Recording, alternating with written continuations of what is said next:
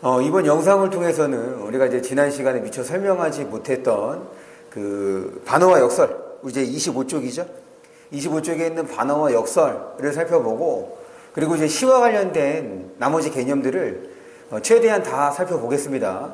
그래서 27쪽부터 있는 서답형 문제랑, 그 다음에 우리 뒤쪽을 보시면,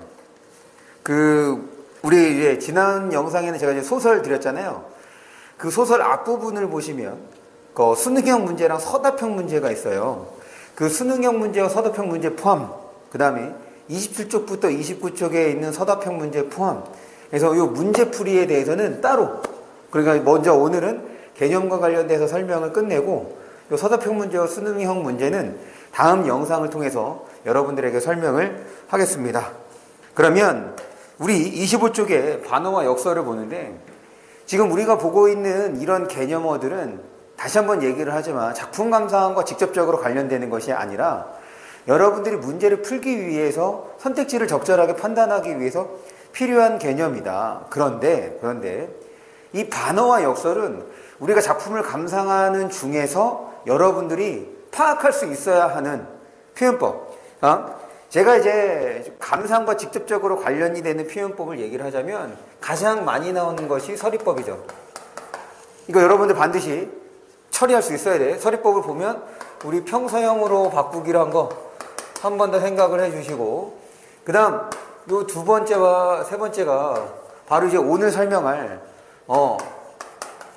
반어와 역설이 되는데, 이 반어와 역설은 우리가 시를 감상할 때 문장 중심으로 감상하기로 했던 거잖아. 그리고 상황을 파악하기로 했었던 거지. 그 문장 중심으로 감상을 하고 상황을 파악하면 자연스럽게 우리가 처리할 수 있는 내용입니다. 그리고 이 반어법하고 역설법은 상당히 좀 중요한 개념이라, 이제 그 반어 역설이 나타나는 작품에서는 이 두 가지를 안 물어볼 수가 없다. 이렇게 생각을 해주시면 돼요. 그러면 먼저 이제 반어부터 살펴보는데, 반어, 실제 마음과 반대로, 그러니까 이건 이제 의도로 바꿔볼 수 있겠죠? 표현하고자 하는 의도와 반대로 표현하는 것. 그리고 중요한 거는 이 부분이지. 논리적 모순이 없다. 이따가 설명을 하겠지만 지금 반어와 역설을 같이 보는 이유가, 이 모순은 역설과 관련되는 개념이란 말이야. 그래서 반어와 역설을 여러분들이 구분을 하셔야 되는데, 이따가 이제 다시 설명을 하겠지만, 이 역설의 경우는 우리가 중학교 때 뭐 말이 안 되는 것 이렇게 이제 배운 경우가 많죠. 이제 그렇게 기억하면 여러분들이 헷갈리는 경우가 많으니까 모순이냐라는 말로 좀 여러분들이 기억을 해주세요. 그럴 때 왜 반어가, 사실은 이 반어와 역설 중에서는 반어가 훨씬 더 어려운 거거든. 실제 마음과 반대로 표현한다는 거, 이거 어떻게 할 수 있는 거냐면, 여러분들이 상황 파악이 돼야 돼. 화자가 처한 상황이 파악되지 않으면 이것이 반대로 표현하는 것인지 알 수가 없습니다. 예를 들어볼게. 지금 놀다가 이제 뭐 실내에서 공놀이를 하다가 창을 깨뜨렸어. 아니면은 유리문을 깨뜨렸어. 그런 아이한테 참 잘했다 라고 말하는 것. 지금 참 잘했다. 요 참 잘했다 라는 표현은 긍정적 상황과 부정적 상황에 따라서 그 의미가 달라지지. 방금 예를 들었던 우리가 놀다가 유리창을 깨뜨렸다. 그럼 부정적 상황인 거란 말이야. 부정적 상황에서의 참 잘했다 라는 것은 정말 잘해서 얘기하는 것이 아니라, 이 부정적 상황에서의 잘했다는 지금 상대에 대한 비난인 거잖아. 비난, 그 다음에 비꼼, 즉 부정적 반응을 드러내는 건데, 문장 표현에서는 그것과는 좀 반대가 된다는 거니까 그것이 반어야.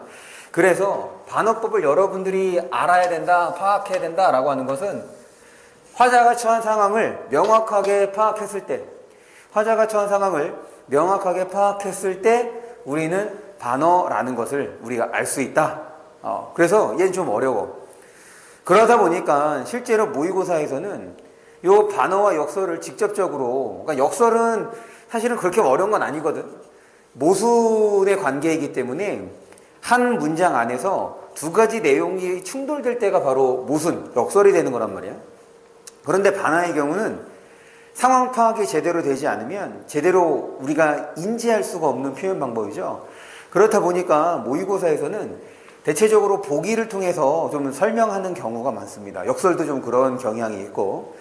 하지만 우리가 내신을 공부하면서 학교에서 반어다 역설이다 라고 배우는 것들은 여러분들 반드시 기억을 해 두셔야 되겠고, 만약에 학교에서 우리가 반어와 역설을 배우면 그때의 중간고사와 기말고사는 뻔합니다. 무슨 말이냐면 지금 밑줄 쳐주는 거야. 기억 밑줄 쳐주고, 거기에 이와 같은 표현 방법이 사용된 것, 사용되지 않은 것을 선택지에서 고르라고 하는데, 그때 당연히 선택지는 어떤 것들이 들어가겠어? 우리가 접하지 않았던 이제 반어법이 드러난 혹은 역설법이 드러난 그런 문제들로 구성이 되는 거죠. 이거는 사실은 우리가 중학교 때도 보았던 형태가 되는 거죠. 그런데 이제 중학교 때보다 이제 더 다양한 우리가 평소에 잘 접하지 못했던 작품들을 통해서 내는 경우가 많으니까 그럴 때는 이제 문제가 좀 어렵게 느껴질 수 있는 거지. 그런 측면에서 반어와 역설은 중요하고 어렵다. 이렇게 좀 생각을 해 주시면 좋을 것 같아요. 예를 보는데, 봐봐. 여기에서 얘는 지금 어딨어? 요 부분이네. 사랑하는 사람을 잃어버려서 누워 지낼 때. 즉, 화자는 이별 상황이야. 이별을 당한 거죠. 그런 거에서 이 겨울, 봐봐. 편히 지낼 때. 지금 이별 상황에서 편히 지낼 수 있겠어, 없겠어? 당연히 없지. 무슨 말이냐면 이별 상황이 너무 힘들어서 이 작가 혹은 이 시인, 이 화자는 시까지 썼단 말이야. 그런데 어떻게 편히 지낼 수 있겠어? 바로 이 부분에서 우리는 반어를 확인해 볼 수가 있겠다. 다시 한번 얘기하지만 반어가 어려운 이유는 먼저 화자가 처한 상황을 파악할 수 있어야 반어가 되는지를 여러분들이 따져볼 수 있다는 것. 그 다음에 요 두 번째는 이게 조금 어려운 거예요. 사실은 제가 그 시조에서 이제 사설 시조라고 하는 건데 나중에 우리가 내신하면서 다시 한번 공부를 할 겁니다. 시조에서 따온 거야. 지금 여기에서 반어적 표현은 여기에 있습니다. 알뜰히도. 우리가 보통 알뜰하다라는 얘기는 이제 긍정적으로 쓰는 표현이죠. 근데 사실 여기서는 알뜰하다라는 말보다는 잘도라고 기억을 해주는 것이, 잘도라고 처리를 하는 것이 여러분들이 반어를 이해할 때 조금 더 좀 수월하게 이해할 수 있는 하나의 방법이 되는 건데, 왜 그런 거냐면 앞부분을 볼게요. 지금 이것이 반어라고 볼 수 있는 얕게 든 잠이야. 지금 얕게 든 잠이라는 얘기는 밤에, 그러니까 사실 이게 간신히 든 잠입니다. 잠이 잘 안 와서 막 뒤척이다가 간신히 들었는데 요 귀뚜라미 소리에 깬 거야. 그거를 지금 잘도, 알뜰히도라도 보다는 잘도라고 여러분들이 기억을 해두는 것이 지금 이 부분에서 반어가 나타난다는 것을 조금 더 수월하게 파악할 수 있겠죠. 이제 그렇게 좀 처리해 주시면 좋겠고, 그래서 반어 어려운 내용 상황 파악이 되어야 된다는 거 한 번 더 강조하겠습니다. 그 다음에 이제 역설을 볼게요. 역설은 계속해서 얘기하는 건데 모순이야, 모순. 그러니까 한 문장 안에서 모순이 나타나면 역설이 되는 거라. 모순이 나타나면 역설. 그래서 여기에서 이제 중요한 거는 이제 모순된다가 중요한 거죠. 모순이 될 때. 그 다음에 그 이면에는 진실이 담겨있다. 이게 무슨 말이냐면 역설법을 우리가 이제 역설을 봤다. 그래서 끝내지 마시고 뭘 해야 되는 거냐면 의미 파악, 의미를 추론, 파악해 보는 것이 좀 필요해. 화자가 어떤 의도에서 이렇게 역설법을 썼는지 봅니다. 우리들의 사랑을 위하여서는 이별이 있어야 돼. 보통 사랑이라고 하는 것은 함께 하는 거지. 그런데 이별이 있어야 하는데 결국 여기에서 충돌되는 내용은 사랑이라는 말하고 이별이라는 말이 충돌되어 있는 거지. 어떻게? 한 문장 안에서. 그러면 이별이 있어야 된다는 얘기는 적절한 뭐가 필요하다는 거야? 거리가 필요하다는 거야. 아무리 가까운 사람이라 하더라도 매일같이 붙어있는 거면 이게 좋은 거 안 좋은 거 다 보게 되는 거잖아. 그러다 보니까 안 좋은 것들이 쌓일 수가 있거든. 그러니까 아무리 사랑하더라도 어느 정도의 적당한 거리는 좀 필요하다. 그리고 서로 떨어져 지내면서 그 상대가 나에게 얼만큼 소중한 존재인지도 따져볼 수 있는 거고. 이제 그거를 강조하기 위해서 지금 사랑, 이별이라고 모순된 표현을 사용함으로써 그 의미를 부각하고 있다 봐주시면 되겠고, 그래서 이게 우리는 쉽게 확인해 볼 수 있는 거죠. 충돌되는 내용, 모순되는 내용을 확인했어. 그 다음에 두 번째 예에서는 어디에서 이제 역설법이 나타나냐면 여기에서.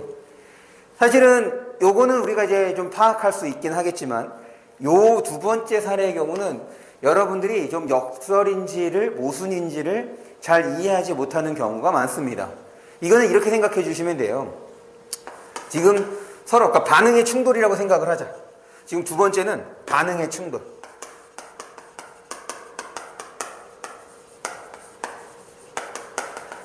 무슨 말이냐면 화자가 반응을 한다라고 하면 우리는 쉽게 긍정적 반응하고 부정적 반응으로 나누기로 했던 거잖아. 여기에서 요 외롭다라고 하는 것은 어떤 반응이야? 부정적 반응이죠. 그런데 황홀하다라고 하는 것은 얘는 이제 긍정적 반응이 되는 거지. 그래서 부정적 반응과 긍정적 반응을 지금 하나의 표현 안에서 같이 쓰는 것, 하나의 표현 안에서 같이 쓰는 것을 우리는 역설이라고 생각을 해주시면 될 것 같아요. 지금 반응 충돌, 화자의 반응이 충돌되는 것, 뭐 예를 들어서 또 뭐가 있을까? 아름다운 상처. 예를 들어서 아름다운 상처. 상처는 보통 부정적인 거잖아. 아픈 거라고. 그런데 그거를 아름답다라고 표현을 하고 있어. 이런 게 바로 반응 충돌이 되겠고. 그 다음에 또 차가운 아름다움.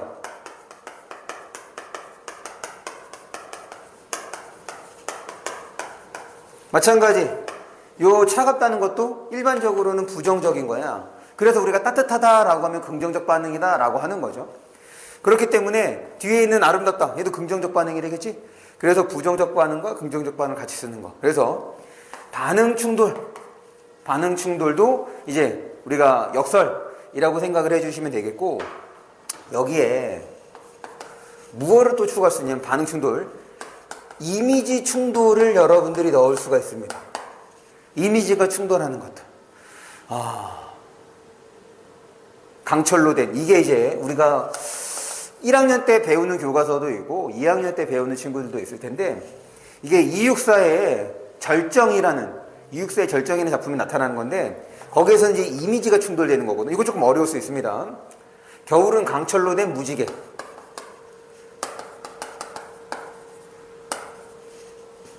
겨울은 강철로 된 무지개.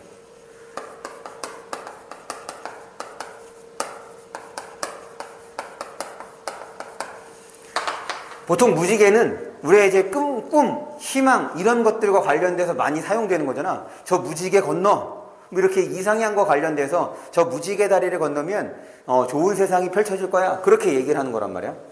그런데 이제 강철이라고 하는 것은 보통 날카롭고 차갑고 이런 속성을 지니는 대상인 거죠.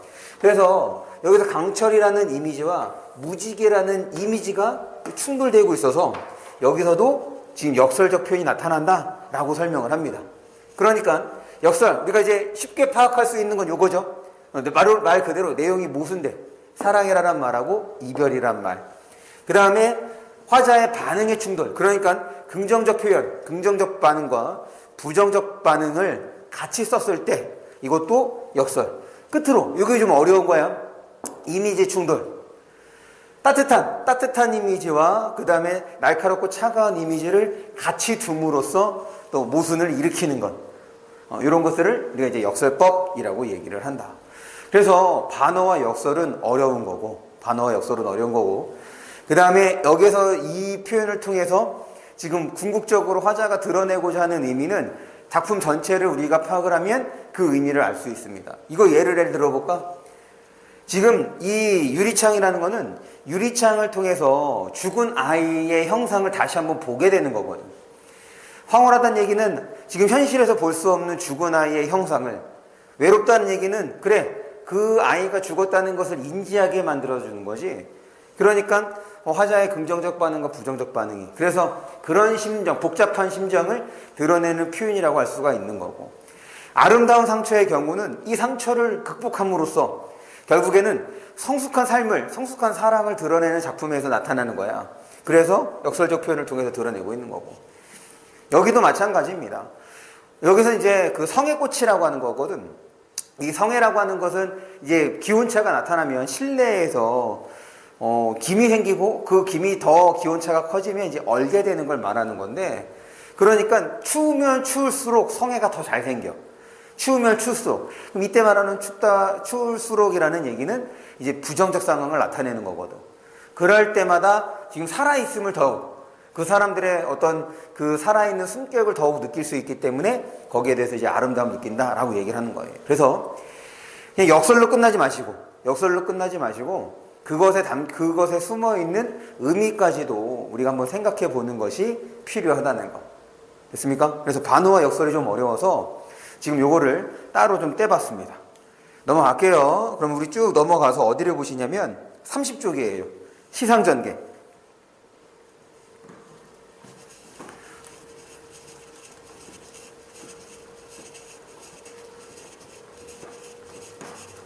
(30쪽의) 시상전개를 보겠습니다.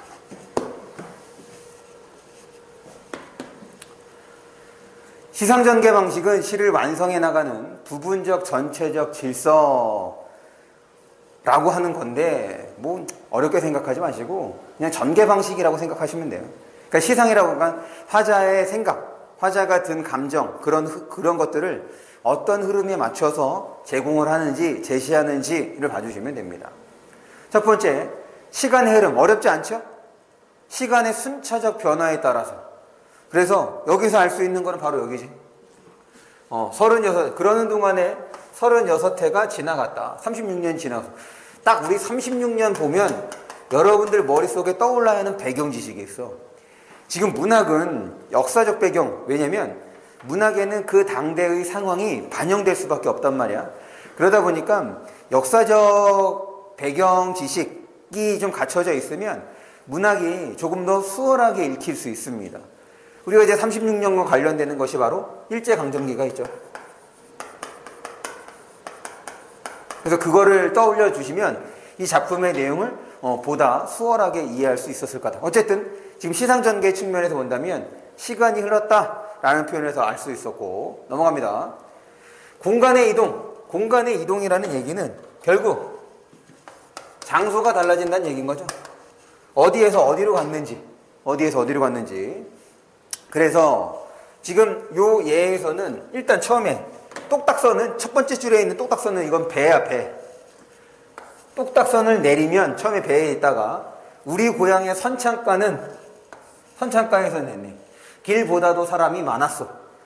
양지 바른 뒷산 푸른 송백을 끼고 남쪽으로 튄 하늘 깃발처럼 다정하고 낯설은 화자가 하는 행동인 거잖아. 옆대기를 들어가니까 선창가에서 이렇게 이동한 거지. 내가 크던 돌다리와 집들이 소리 높이 창가하고 돌아가던 저녁놀이 사라진 채 남아있고 그 길을 찾아가면 우리 집은 유약국. 그래서 신장로를 거쳐서 우리 집까지 가는 이렇게 공간의 이동 확인해 볼 수 있었고, 그 다음에 시선의 이동. 시선의 이동은 주의할 게 있습니다. 시선이 이동한다는 얘기는 결국 화자가 바라보는 대상들도 달라진다는 거란다. 달라지는 걸 말하는 거잖아. 그럴 때 이 대상이 바뀌는 게 일정한 방향이 존재할 수 있어. 일정한 방향이 존재할 수 있다. 무슨 말이냐면 이거 아래 위, 아래에서 위, 혹은 위에서 아래, 그 다음에 앞에서 뒤, 뒤에서 앞, 좌에서 우, 우에서 좌. 그럴 때 앞뒤의 경우는 이건 이렇게도 바꿔볼 수 있을 것 같아요. 멀고, 얘는 앞에 있는 거니까 가까이 있는 거고, 그 다음에 뒤에 있는 건 멀리 있는 거니까 원근. 그 다음에 아래 위는 얘는 얘는 상, 이렇게도 볼 수가 있겠지. 그래서 시선의 이동의 경우는 일정한 방향성을 띌 수 있다는 것도 여러분들이 유념할 필요가 있겠다.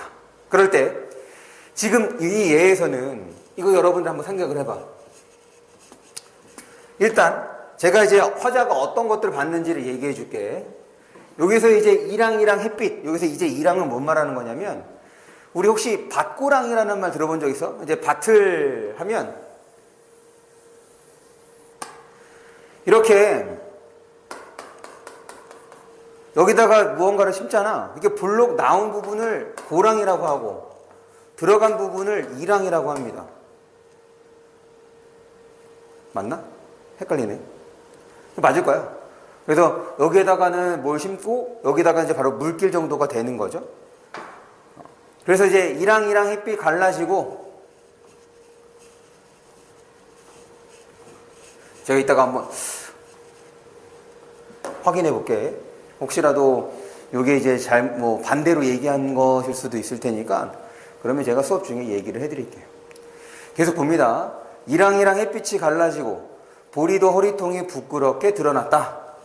그래서 보리도 허리통이 부끄럽게 처음에 본 거는 보리의 허리통을 본 거예요. 그 다음에 꾀꼬리를 보는 것이 두 번째입니다. 난 길이 어지러울 뿐 길을 보는 것이 세 번째예요. 그 다음에 산봉우리를 보는 것이 네 번째입니다.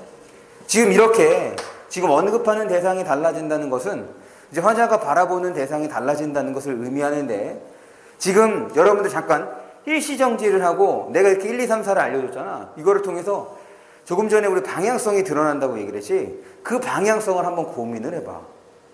방향성. 지금 이제 제가 바로 이거는 봐봐. 어떤 거는 지금 제가 이제 여러분들한테 무언가를 한번 생각을 해보자 라고 얘기하는 것들은 실제로 여러분들이 생각을 해야 돼. 내가 설명하면 쉬워. 그런데 내가 설명하면 여러분들이 생각을 안 하기 때문에 지금 이와 관련된 거 여러분들이 파악 못 합니다. 다시 한번 얘기하지만 내가 문제를 푸는 것이 아니라 여러분들이 문제를 푸는 거야. 지금 영상을 우리가 보고 있긴 하지만 제가 시키는 대로 야 이거 한번 같이 생각해보자 라고 하면 같이 생각을 해야 돼. 그래야지 지금 이렇게 여러분들이 영상 보고 있는 이 시간이 의미 있게 단순하게 지금 제가 설명한 것들을 여러분들이 잘 필겠다. 그건 기본이야. 그건 기본이라고. 필겠으니까 공부했다 절대로 아니죠. 지금 수업에 집중하면서 계속해서 제가 던지는 질문에 여러분들도 같이 생각해 보는 것. 그것이 여러분들이 수업을 잘 듣는 거란 말이야. 그러면 이 작품에서는 원근이야. 무슨 말이냐면 이게 잘 생각을 해봐. 처음에 보리 허리통이래. 허리를 우리가 인식한다. 좀 보리를 멀리서 보면 사실 허리라고 인식하기 어렵죠. 보리 전체가 눈에 들어오게 되는 거니까. 그런데 보리 허리를 말하는 거니까 보리와 가까운 곳에서 보고 있는 거야.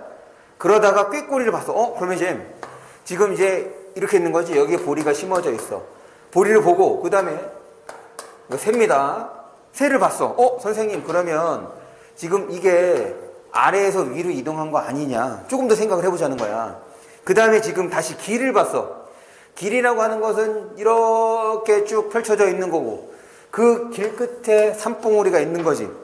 그러니까 문학은 뭐가 필요한 거냐면 여러분들의 적극적인 상상력이 필요한 거라고. 무슨 말이냐면 지금 보리 보고 새 보고 아래에서 위 상하 그 다음에 다시 길 다시 아래로 내렸네. 그럼 뭐야? 왔다 갔다 하는 건가? 그러면 산도 어떻게 되는 거야? 그 상해에 해당해야 되는 거잖아. 그럼 방향성이 일정하다고 보기가 좀 어렵죠. 이게 무슨 말이냐면 산봉우리라고 표현했다는 것 자체가 되게 중요해요. 우리가 산 속에 있으면 그러니까 산하고 가까이 있으면 산봉우리를 이렇게 형태적으로 확인해 볼 수 있어 없어? 없지. 산하고 멀리 떨어졌을 때 산봉우리 형태를 이렇게 확인해 볼 수 있단 말이야. 그렇다는 얘기는 멀리 있는 거라고. 봐봐. 지금 내가 이제 보면 처음에 가까이 있는 보리를 봤어 하다가 지금 꾀꼬리를 본 이유는 지금 꾀꼬리가 소리를 낸 거니까 본 거야. 이거 보고선 꾀꼬리 날아다니네. 봐. 꾀꼬리 날아다니네. 꾀꼬리를 쭉 지금 뭐라 그랬어? 암컷이라 쫓길 뿐 순놈이라 쫓을 뿐 지금 서로 쫓고 쫓기는 그런 것들을 보고 있는 거잖아. 쭉 하다 보니까 뭐야? 길이 우리 멀면 어떻게 돼? 우리 원근법이라고 얘기를 하지. 멀리 있는 것들은 결국에는 한 점에서 만나게 되잖아. 이렇게 날아다니고 보다가 뭐야? 길이 쭉 이어져 있네. 길을 보게 된 거야. 그런데 길 끝에 보이는 거니까 또 뭐가 있어? 산봉우리가 있었다는 얘기인 거죠. 어떤 느낌인지 알겠어? 그래서 얘는 가까운 곳에서 먼 곳으로 시선의 이동인 거야. 얘는 가까운 곳에서 먼 곳으로의 시선의 이동이 일어난다는 거. 그래서 원근에 따른 시선의 이동은 여러분들이 좀 파악하기에 어려울 수 있는 것. 그래서 이거 장면 자꾸 상상해야 돼요. 10분 안이나 소설도 마찬가지입니다. 여러분들에게 필요한 건 상상력. 넘어갈게요. 그 다음 병렬. 비슷한 구성을 나란히 늘어놓으면 전개하는 건데 이제 생각을 해보자. 이게 어떤 특성이 있냐면 비슷한 구성을 나란놓은 거니까 당연히 그 의미는 어떻게 써? 그 의미는 같거나 유사하겠죠? 그렇게 생각을 해주시면 되겠고, 또 어떤 특성이냐면 여러 개가 나열됐으니까 병렬이라고 얘기를 하는 거거든. 그 중에 하나를 빼. 예를 들어서 한 4개가 나열됐어. 그런데 비슷한 구성이야. 그 중에 하나를 빼도 그 주제 형성에 크게 영향을 미치지 않는 것이 바로 병렬이라는 겁니다. 이 병렬이라고 하는 것은 지금 우리가 시에서 보고 있긴 하지만 이 병렬이라는 용어는 소설에서 나온다. 소설에서도 병렬이라는 개념을 사용하는 거니까 병렬 그렇게 기억해 주세요. 그러니까 각각은 다 뭐예요? 나름대로의 독립성이 있는 거지. 나름대로의 독립성이 있는 건데 비슷한 구성을 나열했기 때문에 그것을 하나의 주제로서 통일될 수 있는 거고, 또한 그런 측면에서 하나를 빼도 주제 형성이, 작품 전체의 주제 형성에 큰 영향을 미치지 않는다. 이렇게 생각을 해주시면 좋을 것 같아요. 그래서 이 작품에서 보면 내 마음의 고향은 뭐뭇에 있지 않고, 내 마음의 고향은 뭐뭇에 있지 않고, 내 마음의 고향은 뭐뭇에 있지 않고, 이게 바로 병렬. 그러니까 여기서 하나 가운데 거를 빼도, 삭제를 해도 아, 내 마음의 고향은 없다, 이렇게 생각해 볼 수 있겠지. 됐습니까? 넘어갑니다. 그 다음 연상. 이 연상은 이제 좀 어려운 건데, 사실 최근에 이 연상의 범위는 좀 넓게 봅니다. 그러니까 예전의 연상의 경우는, 예전의 연상은 사실 우리가 이제 논리적으로 어떤 관계가 없는 것들을 떠올렸을 때 연상이라는 말을 썼는데, 지금은 꼭 논리적으로 관계가 없는 것을 떠올렸을 때뿐 아니라 관련이 되는 것을 떠올렸을 때도 연상이라고 얘기를 해요. 쉽게 이렇게 생각해 주면 돼요. 우리가 시를 감상할 때 이제 사물을 관찰한다. 시 감상할 때 대상을 관찰할 때 그 대상이 사물이라고 한다면 뭐로 연결하기로 했어? 인간의 삶으로 연결하기로 했지. 지금 어떤 사물에 대해서 화자가 쭉 얘기를 하고 있는데 그 사물을 뭐와 연결시켜서? 인간의 삶과 연결시켜서 우리가 감상하기로 했던 거 생각나? 그것도 일종의 연상이라고 보시면 됩니다. 무슨 말인지 알겠죠?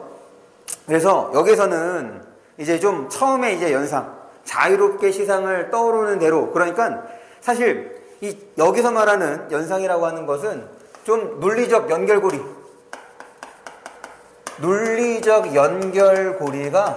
조금 떨어져. 근데 하지만 최근에는 뭐라고 얘기했어? 그거를 보고 이제 연결할 수 있는 무언가가 생겨서 떠올릴 때 그것도 이제 연상이라고 이제 얘기를 합니다. 됐죠? 그러면 이제 내용을 보는데 피아노야. 그러니까 이 작품은 어떤 여자가 피아노 연주를 해. 그 피아노 연주를 보고 듣고, 그 피아노 연주를 보고 듣고 감동받은 것을 표현한 작품이야. 봅니다. 피아노에 앉은 여자의 두 손에서는, 그러니까 연주하고 있는 것을 보고 있다 혹은 듣고 있다 이렇게 볼 수 있겠죠? 끊임없이 10마리씩 20마리씩 신선한 물고기가 쏟아진대. 이거는 선율이라고 하는 거야. 우리가 이제 그 악보를 보시면 악보 모양 그렇잖아. 이렇게 생긴 거.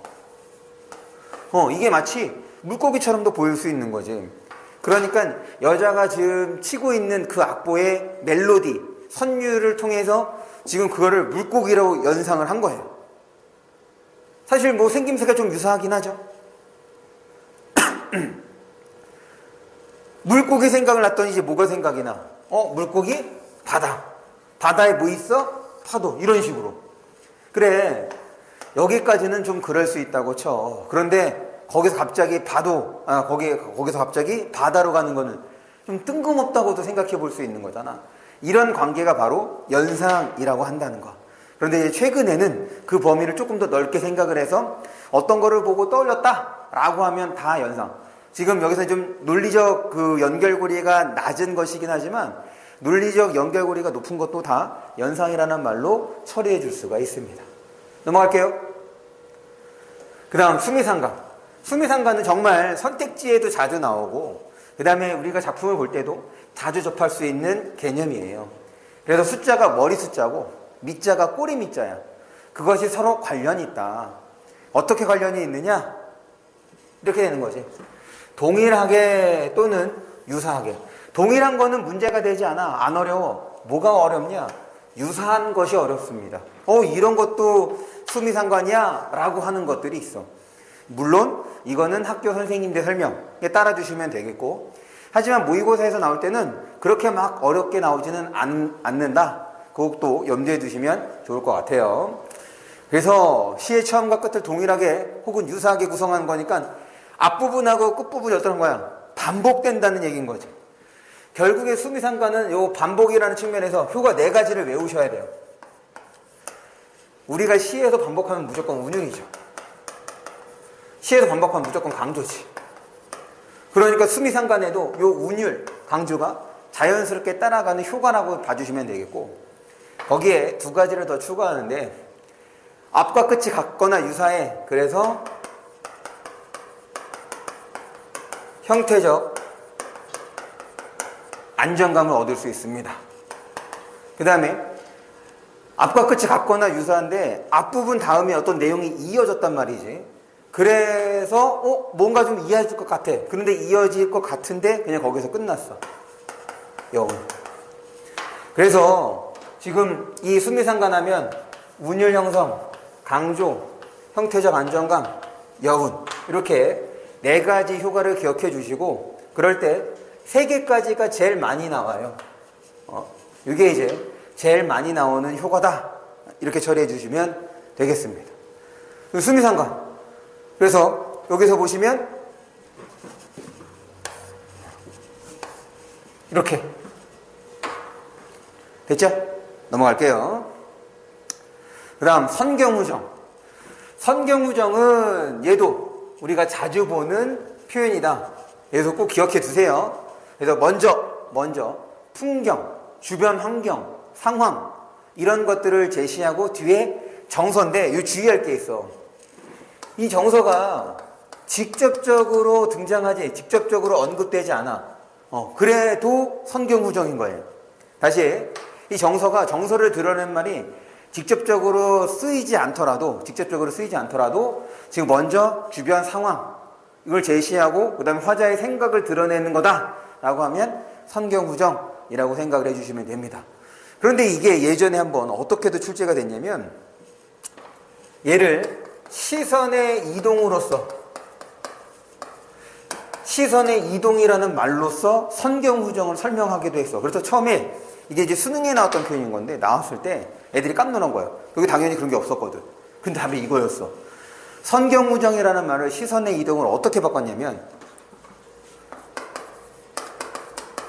화자의 시선이 외부 세계에서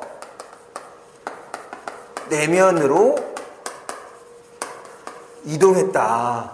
이거를 지금 우리는 선경후정이라고 한다. 선경후정이라는 말을 직접적으로 쓰지 않았고 그 선택지에서는 이렇게 표현을 했다는 거야. 이것도 뭐라? 그 선경후정을 시선의 이동이라는 말로 바꿔낼 수 있었다라는 거. 지금 이것도 여러분들이 써주시고 이것도 기억을 해주시는 것이 좋겠습니다. 예를 볼게요. 얘에서는 특별한 거 없어. 말 그대로 햇살 피어서 구름 보고 그 다음에 꽃봉오리 보고 차돌부리, 돌뿌리입니다. 돌뿌리, 볼 태어난 부분. 물소리에 이가 시리다. 이거 바지. 이렇게 나눠볼 수 있겠네요. 여기까지가 선경. 시리다가 화자의 뭐예요? 반응이지. 반응. 또 뭐 있어? 서러운 세대야. 반응. 됐죠? 그래서 선경, 후정 이렇게 나눠볼 수 있습니다. 그래서 봅니다. 그 다음 기승전결.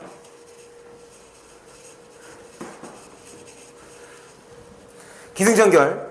여기에서는 이 제시가 상황이야. 상황이 제시되고 그것의 심화. 그러니까 얘는 정서적 심화를 말하는 건데 그것이 뒤집어져. 그럼 쉽게 이거야. 이별 상황이 제시가 됐어. 이별 상황이 제시가 됐어.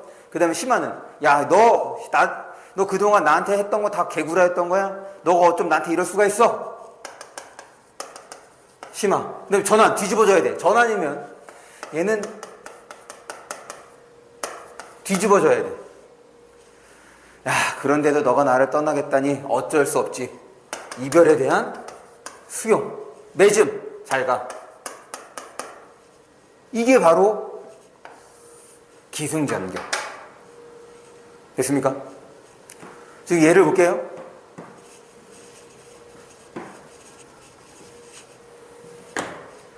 가시렵니까? 나를 버리고 가시렵니까? 나더러는 어찌 살라 하고. 그래서 여기서는 이별 상황을 제시했지. 그러면 이별 상황인 거니까 화자의 정서는 당연히 슬픔이 되겠고, 나더러는 어찌 살라 버리고 가시렵니까? 임을 탓하고. 그러면은 임에 대한 뭘 드러내는 거냐? 원망. 이게 바로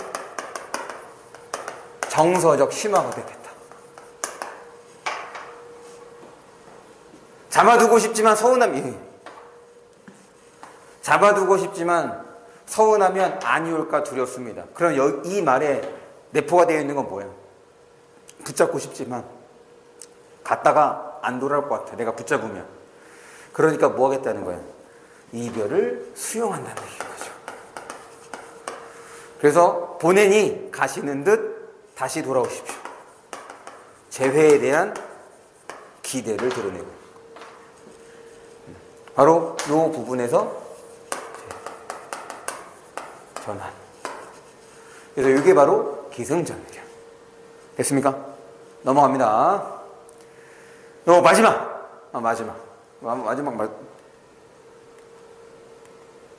네. 여기까지. 오늘은 이 시상의 전환까지만 좀 볼게요. 1시간 또 넘어가면, 한 40분, 50분 넘어가면 여러분들 힘들어 하는 거니까. 이 정도 보는 것이 딱 좋을 것 같아요. 그럼 이제 조금 바꿔서, 다음 시간에는 이미지 설명하고, 그런데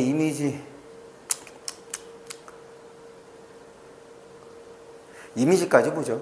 이미지까지. 이미지 어려운 거 아니니까. 이미지까지 보고, 그 다음에 처음에 얘기했던 대로 지금 서답형 문제랑, 그 다음에 수능형 문제는 다음 영상을 통해서 설명하는 걸로 하겠습니다. 그럼 자연스럽게 그 서답형 문제랑 수능형 문제 여러분들이 푸셔야 돼요. 풀고 난 다음에 봐야지 의미가 있는 거야. 시상의 전환. 아까 전환은 우리가 이제 그 기승전결 할 때도 한번 봤었죠? 기승전결 할 때도 전환을 봤었어. 어떻게 돼야 돼? 뒤집어져야 돼. 전환은 뒤집어져야 돼. 새롭게 전개하는 뒤집어지는 거야. 그러면 이런 거죠. 앞에가 긍정적이었어. 그럼 뒤에가 부정이야. 앞에가 소극적이었어. 그럼 뒤에는 적극적이에요. 앞에가 슬픔이었어. 그럼 뒤에는 기쁨, 희망. 이렇게 될 수 있는 것이 바로 전환이다. 첫 번째 예를 보면, 앞으로 이제 시에서 그러나 그런 데를 보면 무조건 세모 쳐주시고 뒤집어진다고 생각을 해주세요. 사랑도 사람의 일이라 이별은 뜻밖의 슬픔에 터진다. 그러니까 이별 상황 속에서의 슬픔을 드러내고 있는 거야. 그런데 새 희망. 그래서 얘는 어렵지 않게 전환을 확인해 볼 수가 있어. 그런데 요 두 번째 작품이 어렵습니다. 요 두 번째 작품. 얘도 전환이 되는데 지금 요 부분 여기에서 전환이 이루어져. 그러니까 여기에서의 내용하고 여기에서의 내용이 방향이 다르거든. 그거 한번 생각을 해보세요. 30초 뒤에 설명하겠습니다.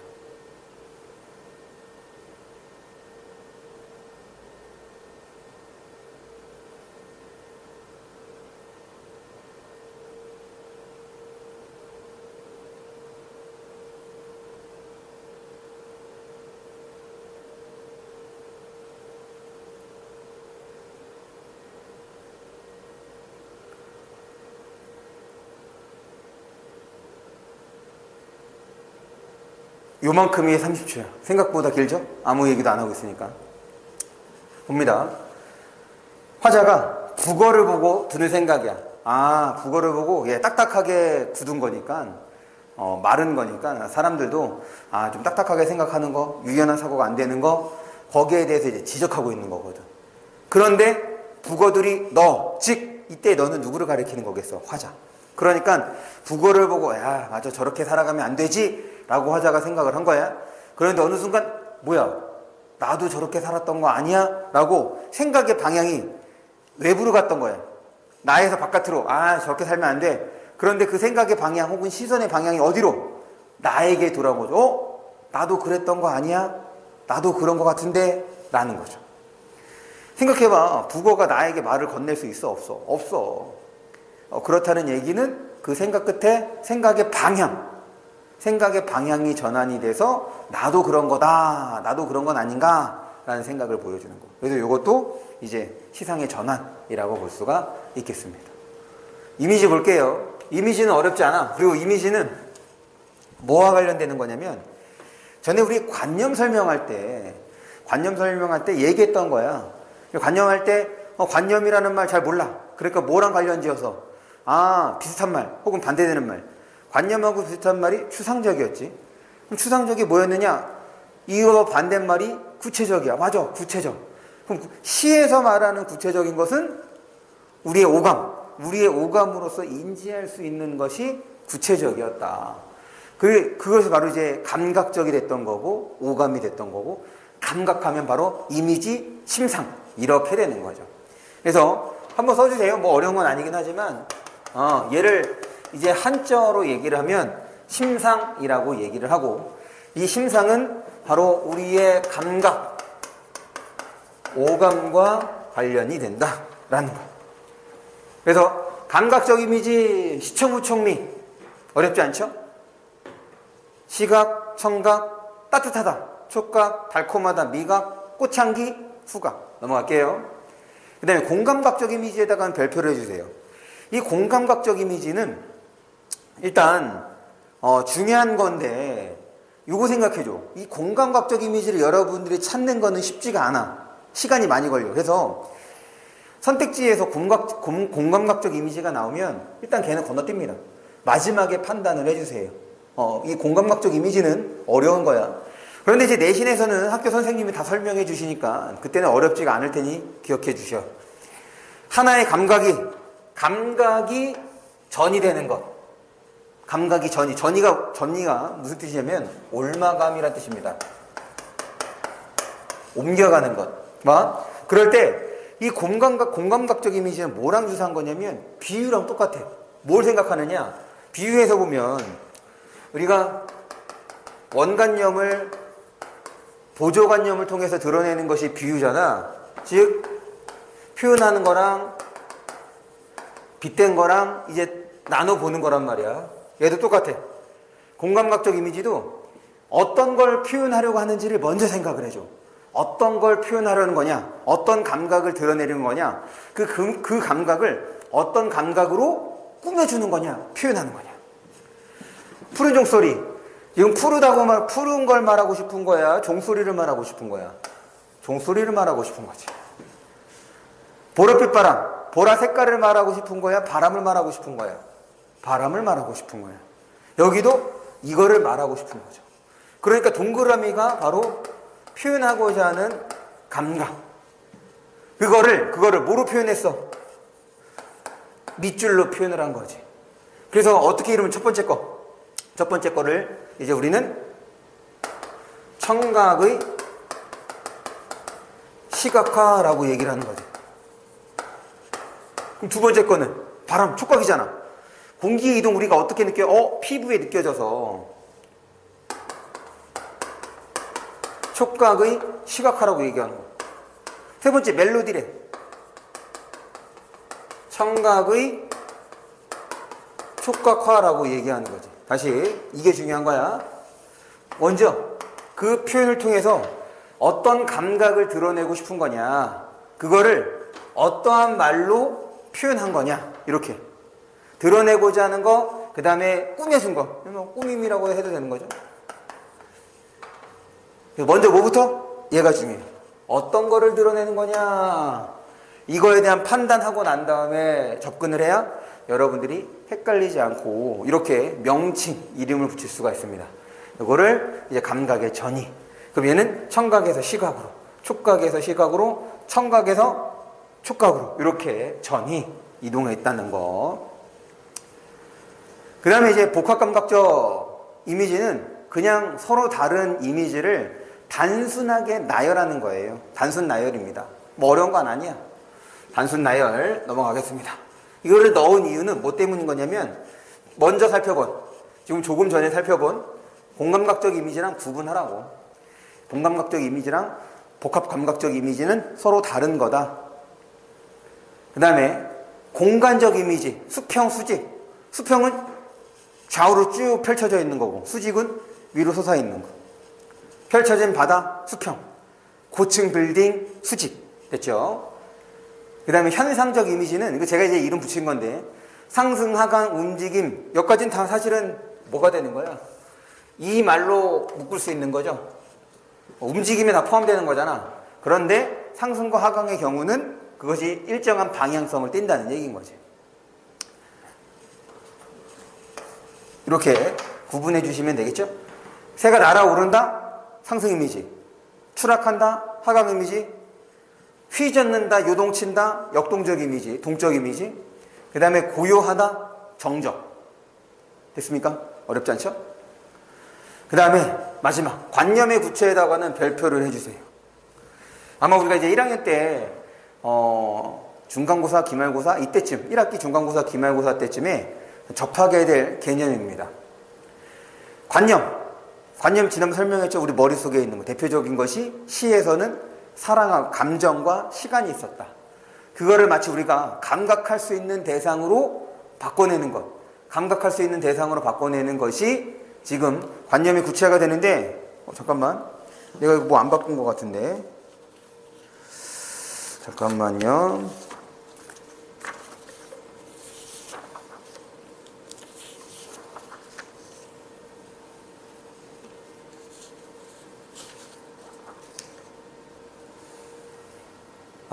지금 두 번째 거네요. 이거 내가 안 바꿨네. 그거 어쩐지. 이거 뭔가 어색하다 그랬어. 지금 우리 교재에 있는 것이 동짓달 기나긴 밤. 써볼게요. 기나긴 밤을 한 허리를 잘라내요. 이거 교체한다는 것을 깜빡했어. 사실은 얘랑 똑같거든. 왜 내가 이거를 보고 한 거냐면 우리 관념 뭐에 있어? 시에서 주로 쓰는 관념이 감정하고 그 다음에 시간이라고 얘기를 했었잖아. 그럴 때 감정 부풀어 오른다 시각, 청아한 소리 청각.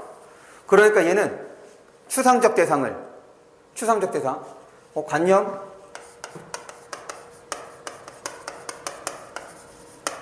이렇게 바꿀 수 있죠. 추상적 대상을 시각적으로, 관념을 청각적으로, 구체적으로. 그래서 지금 이거를 지금 우리 교재에 있는 거는 여기 밤이죠. 밤이라는 시간. 그것을 어떻게? 허리를. 사실 이제 허리라고 했으니까 허리다라고 알 수 있는 것은 뭐 이제 시각적인 걸 수도 있는 거지. 그다음 어쨌든 중요한 건 또 잘라낼 수 있다라고 해서 구체적 사물로 바꿔낸 것이기 때문에 지금 여기에서는 이제 뭐 관념을 구체화했다, 혹은 추상적 대상을 구체화했다, 혹은 뭐 시각적으로 표현했다, 이렇게도 이제 말할 수가 있겠다. 됐습니까? 제가 좀 빠른 속도로 지금 개념만 이제 좀 되도록이면 짧게 지금 뭐 작품에 대한 혹은 예에 대한 설명을 좀 줄여가면서 설명을 했습니다.